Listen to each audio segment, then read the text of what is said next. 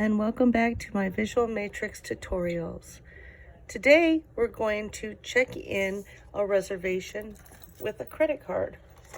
So we're going to start off how we usually do by using our username and password, and then we're going to click login. Login. Our messages will pop up if we have messages. If not, it'll just look like this. So when the messages pop up, you either hit yes or no, decline, accept, whatever. So we're going to do what we've been doing, and we're going to go to the front office. So let's click on that. And here's our screen.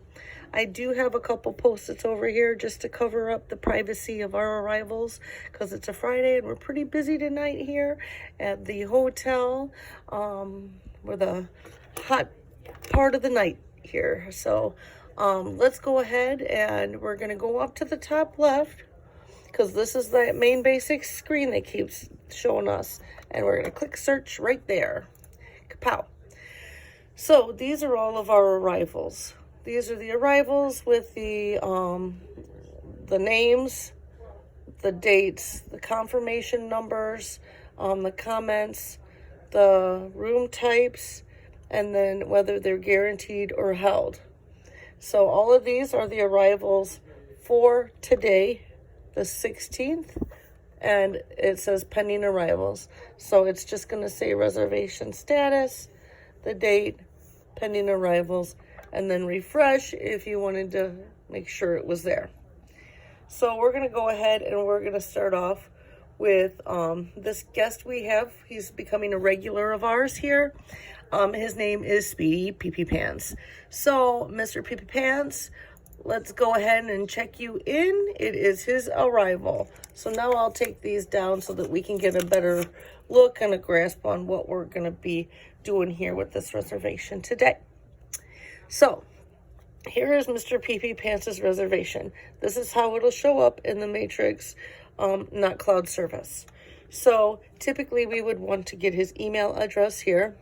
So that way if we can sign him up for rewards, because Mr. Speedy here is not a rewards member. So we're going to ask him, since he's just walking in the door, we see him coming, we'll ask him in just a second. So we will get his registration card, because at this property we're still doing signed registration cards. So we would hand him his paper and have him fill out all the information. And then while he's filling the information out, we will go ahead with the check-in process.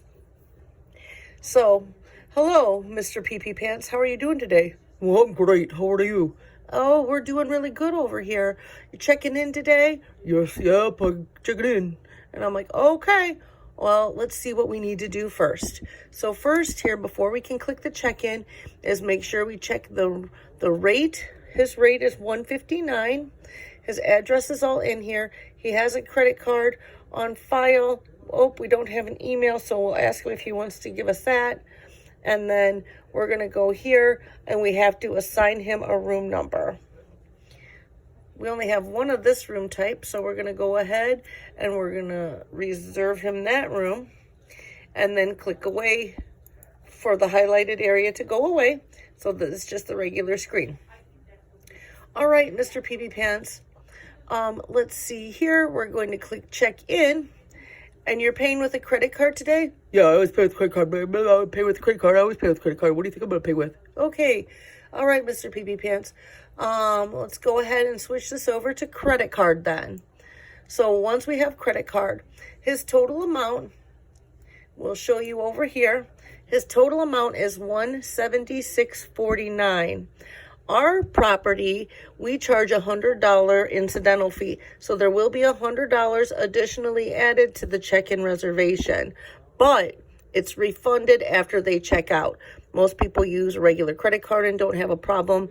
We do just give them that warning that there is a $100 deposit added to each credit card that's refunded at checkout if they don't steal all of our stuff, because that also happens. So, all right, Mr. Pee Pants, we're going to check you in with this credit card. Well, here's the credit card. That's the credit card number. But since I have already entered the regular credit card, this is a number that the Visual Matrix and our credit card company, they change the number, so it's a different number. So like a MasterCard, this is a MasterCard. It would start with a 5. This starts with an 8. So this is the faux number. But it is actually, it's just like switched around, like encrypted. So the expiration date is correct, but we'll be able to use this card here. So if we needed to change this amount, like, oh, Mr. PP Pants, I know you're a regular. I'm not going to charge you for the $100 deposit. Well, thanks. Yeah. Okay, so then we're going to modify. Change that to 1. 176.49 is going to be his total because we know Mr. PP Pants is only going to wet the bed and not steal all of our things. So then we would hit authorize here. So since this is my credit card, I'm going to modify it to $1 because I don't want to authorize it for more. Authorize. Up here, it'll show connecting and successful. So then we're going to click OK. And there we go.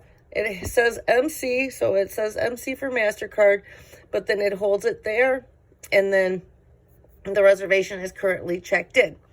We could go to Folio here, and when you click on the View Folio, come on, you click on the View Folio, this is going to be the page where you would do all the postings and everything like that.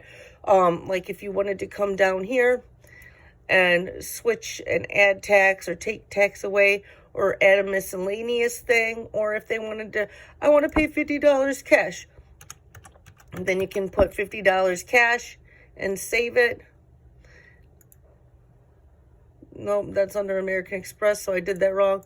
So you would go here and you would payment cash. There we go. You have to click the actual cash. And then the amount would be $50. And then click save. And then up here it says amount received, $50. And then the change, you would click it. And the change says 0. So I'm just going to go ahead and accept that. Okay. And kapow, it posted right here. So Mr. PP Pants is paid $50. So now he has a negative balance of $50 because it hasn't gone through the audit.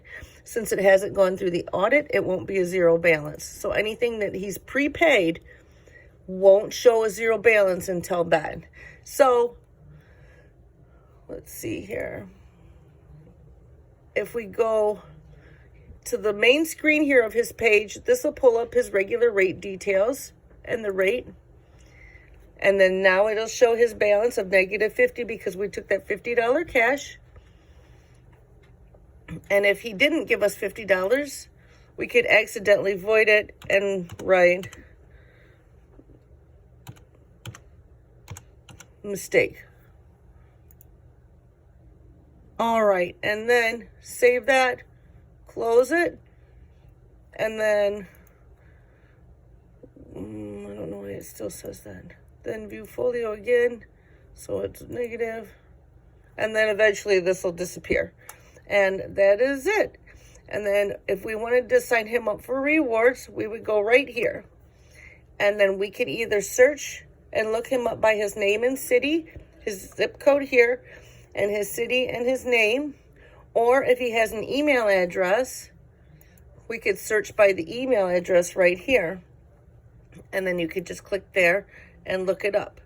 So if we search by his name and city here, and then we go here to look up, oh, look, Mr. PP Pants does not have a rewards number. So we could ask him if he wants to be a rewards member. That'd be amazing. And then we would just enter his email, and then we would hit enroll. So over here, we would click enroll. And then down here, we would also click enroll. And then we would click OK. And then it would pop back to this screen. And that is it. When you hit the add reservation, it brings you back to this. And then if we hit search one more time, it's going to pull up the whole arrivals screen again. And we're back to the original arrivals page. All right. thanks for making a check-in with Mr. PP Pants. He really appreciates it, and I hope you have a great weekend. Lucille.